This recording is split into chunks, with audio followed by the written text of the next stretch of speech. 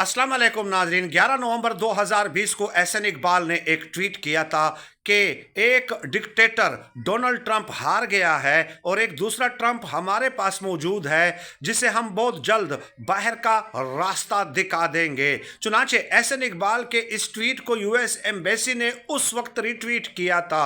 अब हुआ क्या कि 2-3 दिन पहले इमरान खान साहब के एक लवर ने, एक चाहने वाले ने रिचर्ड ग्रिनेल को टैग करते हुए कहा कि जनाब ये जो हुक्मरान हैं ये तो डोनाल्ड ट्रंप के बारे में उस वक्त ये कहते रहे हैं। चुनांचे रिचर्ड ग्रिनेल ने इसका नोटिस लेते हुए कहा कि इस ट्वीट को अमेरिकन एम्बेसी ने रिट्वीट किया है। मैं अमेरिकन एम्बेसी की इस वजाहत को मुस्तरद करता हूं कि उनकी वेबसाइट या ट्विटर अकाउंट हैक हो गया था। चुनांचे रिचर्ड ग्रिनेल इन हुक्मरानों के गले में फिट हो गया है। शहबाज शरीफ और मौजूदा फॉर्म 47 वालों के गले में फिट